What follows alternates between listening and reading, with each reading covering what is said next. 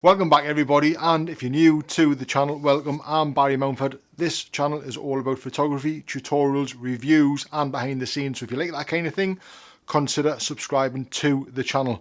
In this video I'm going to be showing you folks my favourite lens going into 2019 for video. Not just for video though, it is great for stills. It's a really versatile lens. So if this lens doesn't suit your budget, hang around till the end where I'll show you two alternatives.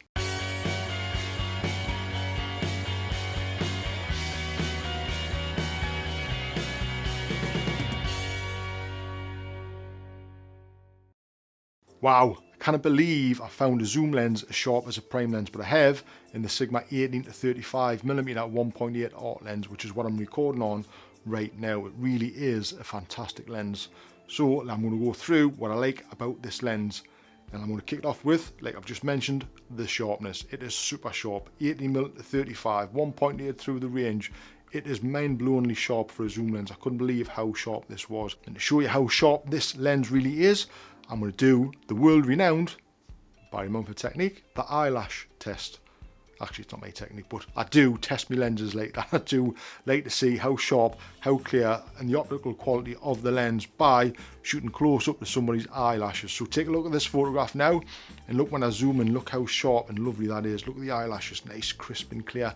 And remember, this is on 24 megapixel APS-C sensor, and it is super sharp. Also, having the aperture f1.8 all the way through the range is just mind-blowing. It is from 18 to 35mm is just phenomenal, and it's really versatile when you're shooting videos. You can get those lovely wide shots at f1.8, so you get a nice lovely bokeh background if you want that extra little bit of compression.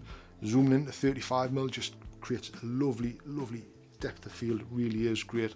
Super cinematic shots, and almost resembles a full frame shot. I have a full frame camera, I've shot videos on that, so I can kind of compare them, and it does really give that nice full frame effect. So super happy with that. So as I've just mentioned, just being a zoom lens too, having that zoom range from 18 to 35, albeit not a very big zoom, but having that zoom range is really very useful when you're out and about trying to shoot some video and you're by yourself and you don't want to swap over lenses. So that was another great plus point for me, and another great pull for this lens. I've never had a zoom lens before. I've always been a prime lens shooter, but honestly I've got to say my mindset has completely changed now with the technology that's went into zoom lenses these days. Phenomenal. There's not much difference between them, if any. Really is that good. So like I said, although I've bought this lens specifically for videos and specifically for these token headshots, it is brilliant for photographs. Honestly, it is absolutely phenomenal. You can zoom in super close with this lens and just get that lovely shallow depth of field on the background, lovely bokeh on the background. It really is a great creative lens to have in the bag, and I'm just finding it is so much fun to use. Even though it's APS-C and it's only made for an APS-C, you can't get it for full frame.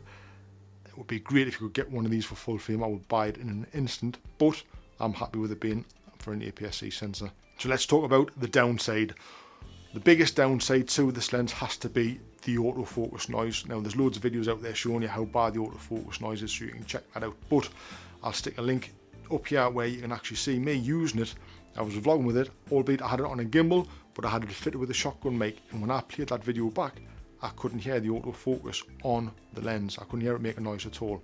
Obviously this situation now, I've got the mic boomed overhead and the camera's further away, so you're not going to hear any of the focus noise either on the lens, and you're not going to hear it focusing in and out, but it is super noisy. It really is. If you're in a quiet environment and you plan on putting a shotgun mic on, you will hear that lens focus in and out. So you're going to have a workaround to get around that, either the lapel mic, have it boomed away.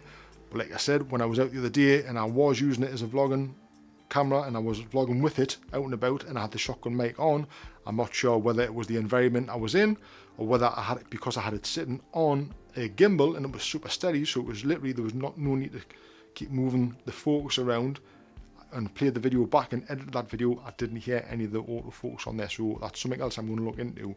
But one of the great workarounds I've found also, when you're out and you do have a shotgun mic fitted, it's so easy just to set the focus point and just switch it to manual focus, so it just stays focused at that distance the whole time.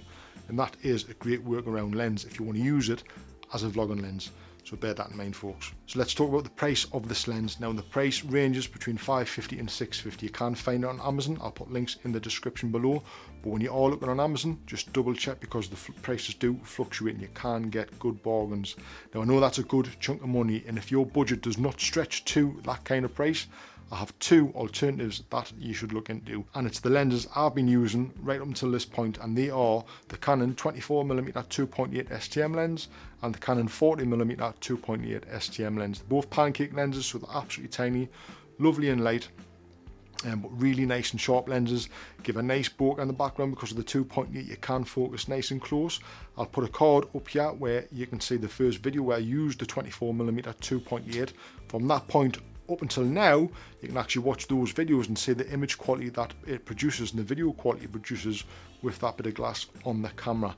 Now obviously you can compare that between what I'm using now, and you can compare the backgrounds at 2.8 to 1.8, which is what I'm shooting on now. So if you go back and watch all those videos, like every one of them, like just all of them, just get a coffee, have a biscuit, just watch every single one of them, and then you can compare the image quality between both of them. But both of those lenses I managed to pick up combined for £170, so that's a big saving, and they are really fantastic lenses to have. A little hard to vlog with a 24mm because you kind of just get the shoulder bit and the head bit in, so it is quite close. But apart from that, there's plenty of workarounds. They are a really good alternative. So like I say, I'll put links in the description so you can check those out. So there you go, folks. I said I would do it. I know it's took us a while, but I've been super busy. But that is the review, or my thoughts anyways, of the Sigma 18-35 with the hugely, world-renowned scientific eyelash test thrown in for good measure. But it really is a phenomenal lens, folks, and I'm super happy with it. It's a lens which is going to stay with me for a long time now, guaranteed. I know that. But I hope you guys have found this useful. I hope you get some use out of it. I'm not here trying to sell you anything, because obviously I bought this lens. This was made out of my own money. But I'm giving my opinion on the lens, which is really helpful for the things I do. And if you watch the videos I do, you can see the type of stuff I shoot, the kind of vlogs I do, and the kind of videos I produce. So if you're looking to do that similar kind of thing, I can highly recommend this lens, so go and check those out, folks. So with that being said, folks, if you have liked it, please give it a thumbs up. Don't forget to subscribe to the channel if you're not already subscribed, and flick that notification bell so you can see when those next videos are posted. And I will see you, folks, in the next one. See you then.